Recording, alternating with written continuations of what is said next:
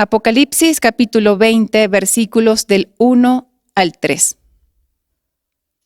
Vi a un ángel que descendía del cielo, con la llave del abismo y una gran cadena en la mano, y prendió al dragón, la serpiente antigua, que es el diablo y Satanás, y lo ató por 1000 años, y lo arrojó al abismo, y lo encerró, y puso su sello sobre él, para que no engañase más a las naciones, hasta que fuesen cumplidos 1000 años, y después de esto debe ser desatado por un poco de tiempo.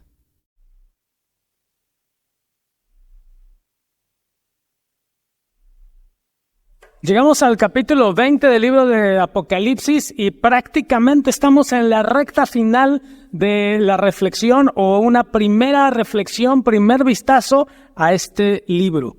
No vamos a terminar para antes de Semana Santa, pero seguramente cuando regresemos en Semana Santa, si Dios nos da vida, estaremos hablando del final de este maravilloso libro. Y en este capítulo 20 llegamos a una de las secciones que ha causado mayor controversia a lo largo de toda la historia en la vida cristiana. De hecho, diría yo que es el capítulo que incluso puede dividir a la misma iglesia del Señor en cuanto a la percepción y a la interpretación de este libro. Hay quienes han estudiado este libro de Apocalipsis y hay de alguna manera diferentes posiciones respecto a la interpretación, sobre todo de este capítulo 20. En este capítulo se muestran lo que podríamos llamar 4 cuadros diferentes entre sí, pero que están íntimamente relacionados. El primero muestra el encadenamiento de Satanás. Luego, después de que ha sido encadenado, vemos un cuadro de lo que sucede con los santos. En tercer lugar, vemos cómo se describe la liberación y la caída de Satanás. Y por último, se describe el juicio final. Los 3 primeros versículos del capítulo ofrecen un aspecto, digamos, terrenal del milenio.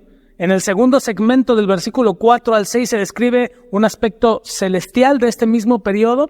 Luego en los versículos 7 al 10 de nuevo se presenta un aspecto terrenal y finalmente los 5 últimos versículos del 11 al 15 se trata de un aspecto celestial del día del juicio. Es decir que en este capítulo 20 Juan nos lleva del cielo a la tierra y de la tierra al cielo. El entendimiento de este texto me parece parte de la interpretación de los 1000 años. Para muchos, la interpretación de este texto da forma y sentido a la visión completa. Así que es bastante fácil, perderse en la interpretación final de cualquier texto si su interpretación última y definitiva depende de un entendimiento de algún texto en particular. Eso pasa con varias figuras del Apocalipsis. La interpretación desencadena una influencia en todo el texto revelado.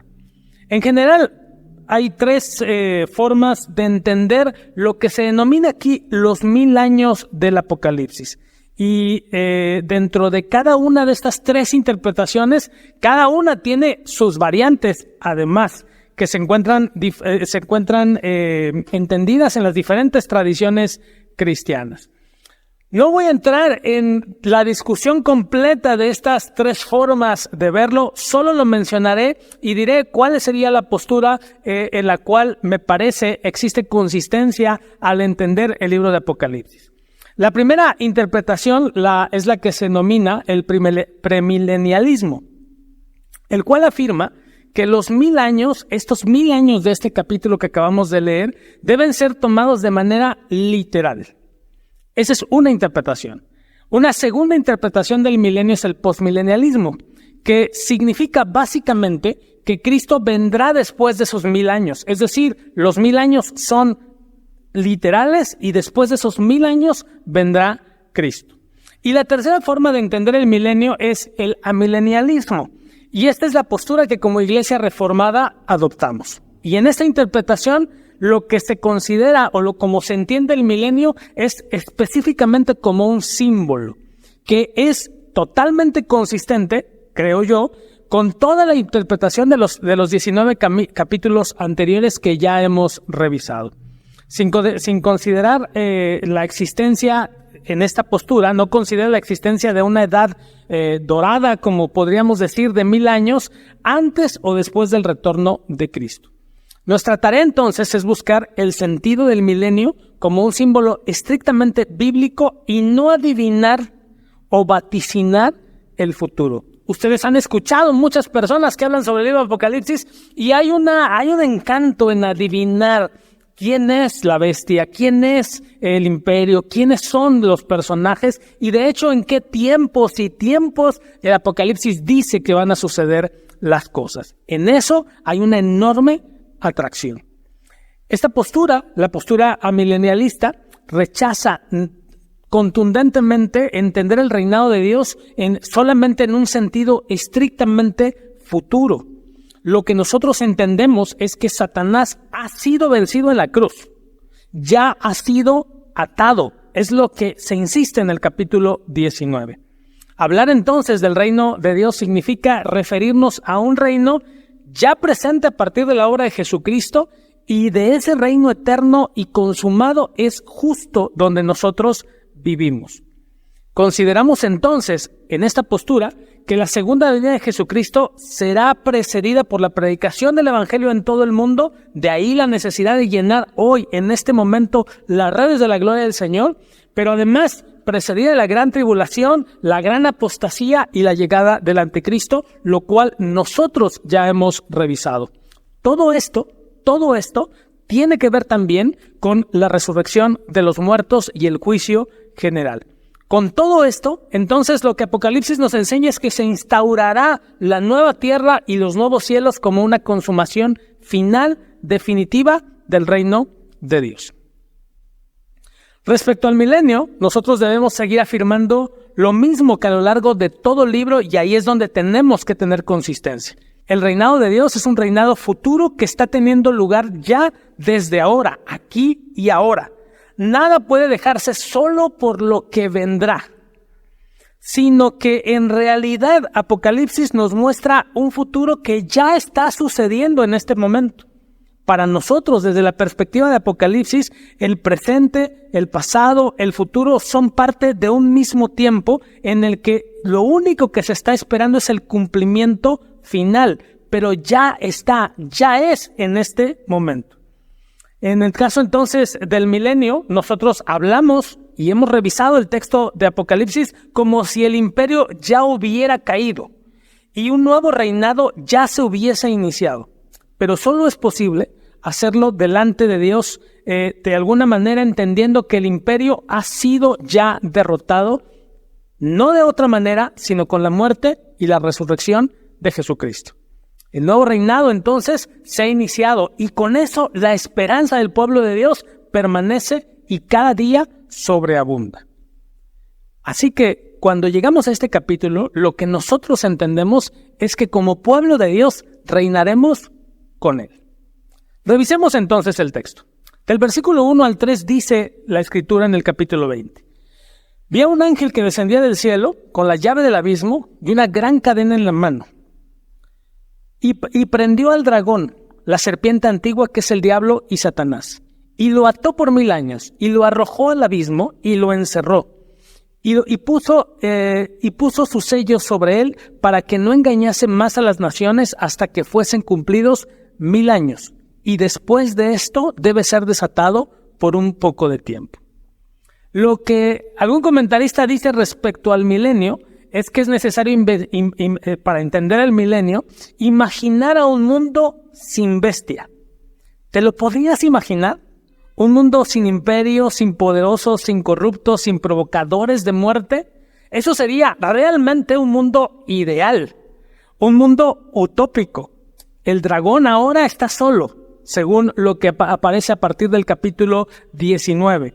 Con la caída de Babilonia se quedó sin aliados y por eso parece ser, aunque no hay referencias a una batalla, que esta serpiente antigua puede ser atrapada con facilidad por un ángel que ni siquiera se nos dice exactamente quién es, solamente es un ángel, pero está provisto con la llave del abismo, dice el texto. Es entonces aparentemente fácil, porque lo que se nos mostró en el capítulo anterior es que nuestro Cordero ha vencido y su vestimenta muestra las marcas de la batalla, la cual ha sido ganada por él. Una vez preso, dice el texto, es arrojado al abismo, símbolo del caos, pues ni siquiera lo que parece que se nos enseña aquí es que ni la luz del sol se asoma. Hay una pregunta aquí que tendríamos que posiblemente hacernos. ¿Por qué no acaba definitivamente con el mal? ¿Por qué dejarlo vivir? ¿No te parece que todos los problemas terminarían si aquí en el capítulo 20 definitivamente hubiera acabado con él? Y debemos afirmar lo que ya afirmamos en el capítulo 18 y 19 de Apocalipsis, que el juicio no es venganza, el juicio no es revancha. Si el imperio ha atravesado por un periodo de violencia, Dios y su pueblo no son los que continuarán con esa violencia.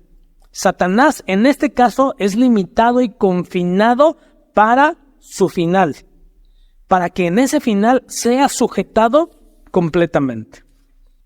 Cuando llegamos a los versículos 4 al 5, hay un comentarista que se llama Leon Morris que dice que Juan conduce al lector tras bambalinas para revelarle lo que ha sucedido a los mártires que han sufrido la muerte física. Están vivos debido a su primera resurrección y en la presencia de Cristo reinan con él en tanto que Satanás está encadenado. Juan describe su visión en un estilo literario semítico que coordina cláusulas relativamente cortas, cada una de las cuales comienza con la conjunción y.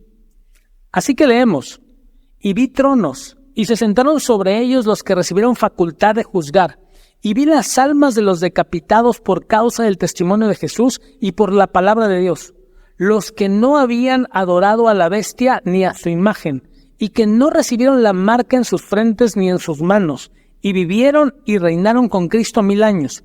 Pero los otros muertos, los que no volvieron a vivir hasta que se cumplieron los 1000 años, esta es la primera resurrección. Este versículo aparentemente largo nos muestra por lo menos 3 cosas que son importantes: tronos de juicio, almas de mártires y el milenio de vivir y reinar con Cristo. Aparecen entonces en este texto tronos sobre los que se sientan los nuevos jueces y vemos a quienes fueron decapitados por su fidelidad a Jesucristo. Para el imperio eran cuerpos, eran seres convertidos en mera carne, desechados, sacrificados por oponerse a la bestia, como hemos visto en otros textos. Pero en la nueva realidad, no en la realidad del COVID, sino en la realidad del Apocalipsis, son vidas que están presentes con el Cordero, el verdadero Señor de la historia. Para el imperio, estas personas, estos seres, eran vidas que no existían. Pero en la nueva realidad, en la del Cordero, es exactamente todo lo contrario. Dice el texto: vivieron y reinaron con Cristo 1000 años. Hubo, dice el texto, otros muertos, aquellos que fueron sellados con la marca de la bestia, porque hay que afirmarlo y hay que decirlo, los malos también se mueren. Quienes quedan en la oscuridad de donde nadie, absolutamente nadie puede salir. La muerte, y también hay que afirmarlo, la muerte no es voluntad de Dios. Dios es un Dios de vivos y no de muertos. Dios instauró la vida y no la muerte. El pecado no solo es hacer todo lo que no agrada a Dios, en términos estrictamente morales, sino que pecado también es todo aquello que no promueve la vida. Sí, pecado es todo aquello que destruye la vida, lo que impide la posibilidad de vivir en plenitud. Lo importante de estos versículos es que hay vivos en muerte y hay muertos vivos. La humanidad tiene que elegir, y tú y yo tenemos que elegir cómo morir, en lealtad y con el sello del Cordero, o sometidos y con el sello de la bestia. Finalmente, todos vamos a morir. Pero ¿con qué sello moriremos? Es una definición que cada uno de nosotros tiene que tener delante de Dios. Lo que el imperio no quiere, lo que el imperio quiere más bien, es que creamos que bajo su protección viviremos y viviremos plenamente. Eso es lo que intenta ofrecernos permanentemente, cuando en realidad lo único que puede producir es muerte.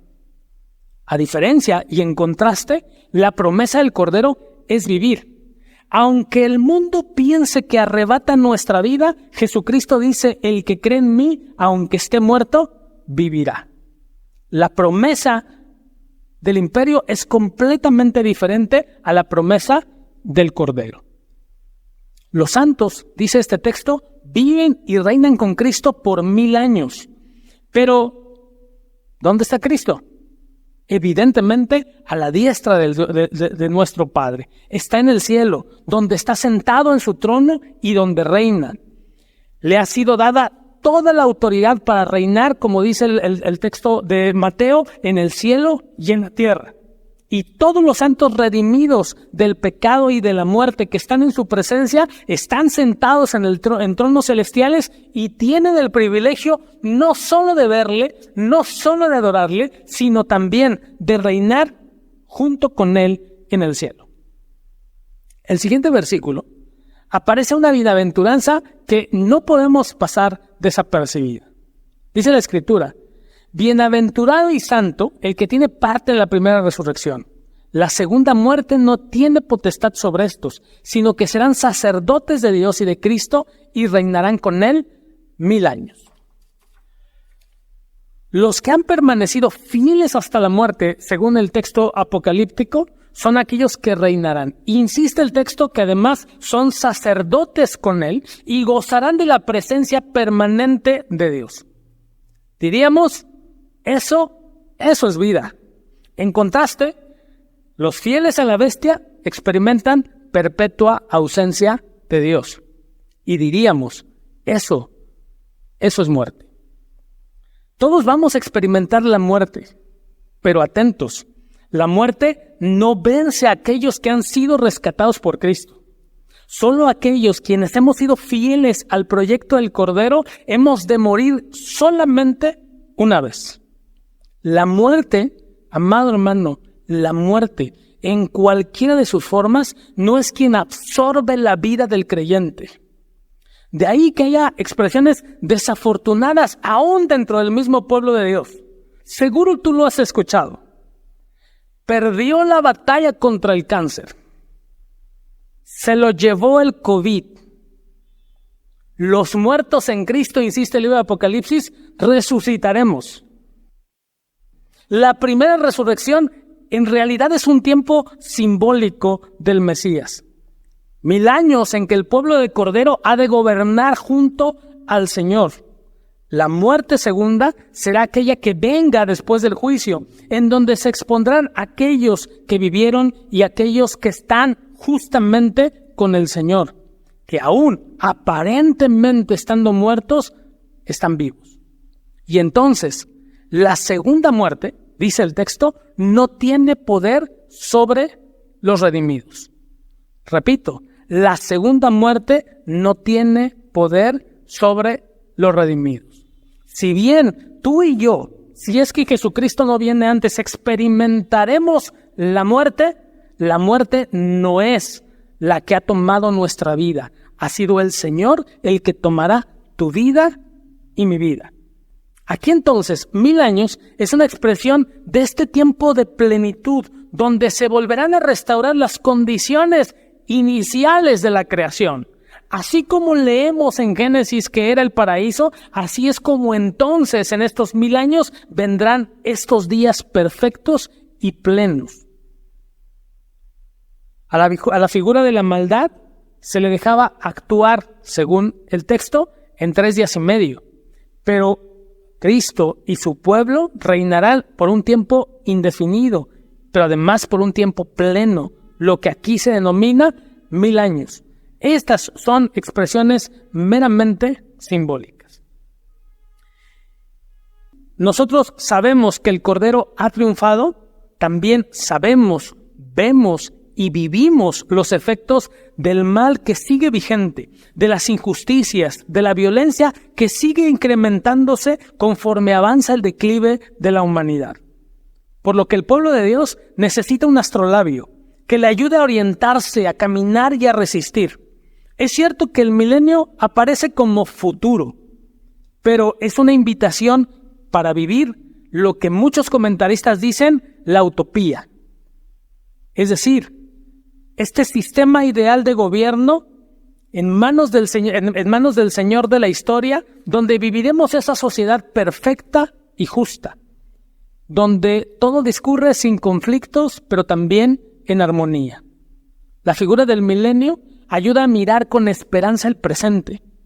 Es cierto que la creación está sumergida en un mundo hoy de muerte y de decadencia, pero la esperanza vive en los que aman al Cordero. Hombres y mujeres redimidos reinaremos plenamente con Él. Así, solo así la muerte vale la pena experimentarse. Alégrate entonces por tus muertos. No están muertos. Viven y reinan con Jesucristo. Alégrate por ellos, pero además alégrate por ti, porque si bien tendremos que pasar por el sufrimiento de la muerte, eso es nuestro último escalón para reinar con Jesucristo. Por favor, que alguien escriba amén, que alguien escriba aleluya, que alguien glorifique al Señor, porque este será el último escalón del sufrimiento humano donde finalmente entraremos a esa tierra prometida. Los siguientes versículos del 7 al 10 parecen que es un cambio completo en este mensaje de esperanzador. Porque cuando la utopía parece que se realiza, tal cual, ese final que vemos parece que se aleja. Mientras vemos el cielo, mientras vemos en primera fila lo que Juan nos está enseñando, otra vez nos regresa a la tierra. Cuando los 1000 años se cumplan, dice el texto, Satanás será suelto de su prisión y saldrá a engañar a las naciones que están en los 4 ángulos de la tierra, a Gog y a Magog, a fin de reunirlos para la batalla, el número de los cuales es como la arena del mar. Y subieron sobre la anchura de la tierra y rodearon el campamento de los santos y la ciudad amada. Y de Dios descendió fuego del cielo y los consumió. Y el diablo que los engañaba fue lanzado en el lago de fuego y azufre, donde estaba la bestia y el falso profeta, y serán atormentados día y noche por los siglos de los siglos. El tercer cuadro que presenta Juan a nosotros como lectores es una descripción de Satanás que hace la guerra otra vez contra Dios. No solo pierde esta batalla, sino que también, al igual que la bestia y el falso profeta, es arrojado al lugar de tormento eterno, del cual nunca podrá salir.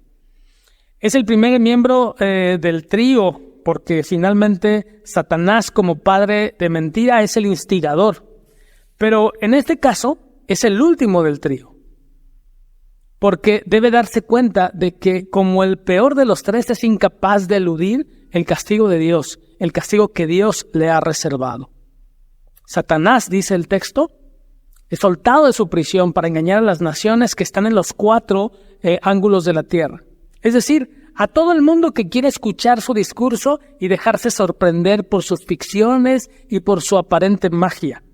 Incluso el texto dice que rodea el campamento del pueblo del Cordero, para seguir tratando de engañar a los escogidos de Dios si fuera esto posible.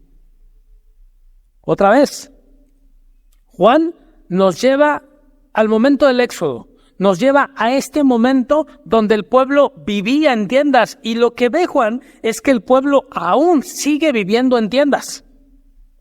Pues sigue peregrinando hacia la tierra prometida, sigue peregrinando hacia la utopía, donde las amenazas del desierto siguen vigentes. Parece que el pueblo de Dios sigue siendo vulnerable, sigue siendo expuesto a las inclemencias de la desolación y a las tentaciones de Satanás en el desierto. Esta experiencia de vulnerabilidad, donde nada es seguro, donde la dirección y el cuidado de Dios es lo único seguro, es ahí donde el pueblo de Dios es también atacado y circundado por el enemigo. Esta figura nos recuerda que tú y yo, desde la perspectiva apocalíptica, estamos justamente en tiendas, donde estamos expuestos y vulnerables a toda clase de conflictos.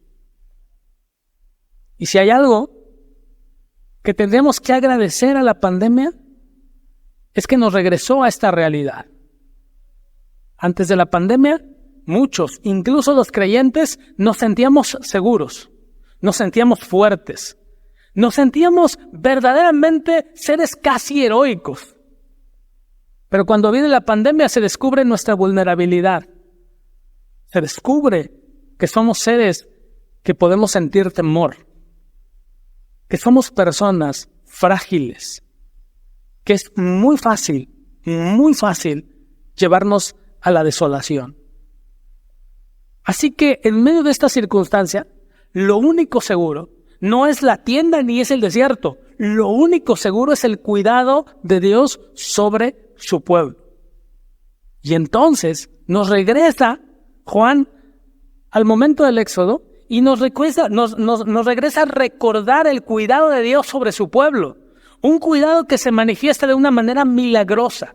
Bajo circunstancias verdaderamente conflictivas y difíciles, Dios manifiesta su cuidado sobre su pueblo. ¿Y quién de nosotros hoy no podría decir que Dios ha cuidado de nosotros? ¿Quién de nosotros podría decir que Dios no va delante de su pueblo?